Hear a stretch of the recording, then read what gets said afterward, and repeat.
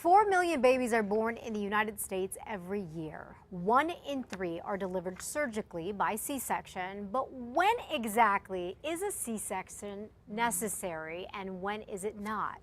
Here with us this morning to talk a little bit about C-sections is Dr. Abraham Lickmacher, Chief of Women's Services for Loveless Health System. Thanks for dropping in, Doctor. Thank you for having me. I find this an interesting and important topic because so many women, I think, truly do not understand what having a C-section is all about. So first off, let's start off by talking a little bit about when is a C-section necessary? Well, ideally, a C-section is necessary when there's a benefit to the mother or the baby, and primarily the baby.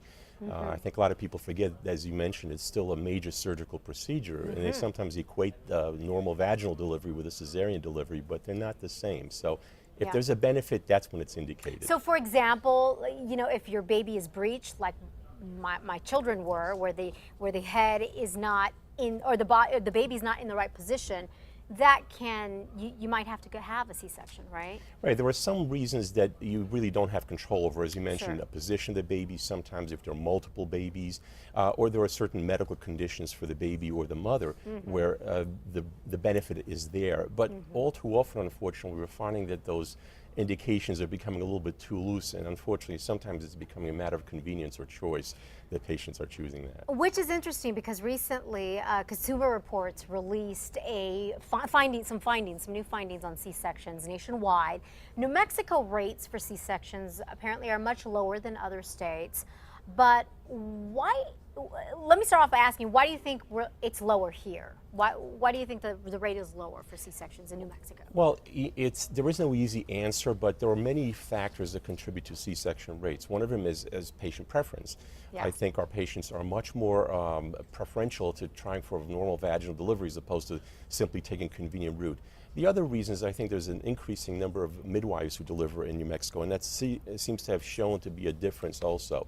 So part of it is the style of practice, part of it is how we follow our guidelines, if you will, our medical guidelines, and part of it is really the patient expectations. That's interesting. And I know when we talk about some of the rates going up in some other states, you alluded to convenience. A lot of women, or some women, might think, you know, it's just, I find it a little more convenient to perhaps have a C-section. What do you tell a patient when they come to you and they say, doctor, you know, I really want to have a C-section because I want to plan it. I want to know exactly when the baby's coming.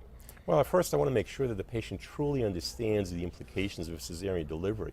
It is a surgical procedure. There are more complications. There are more risks inherently involved with the cesarean delivery. It takes twice as long for the patient to recover from that. So I really want to make sure that the patient is well informed, well educated before she starts making that choice. All too often the patient makes that request without really having that information under her fingertips.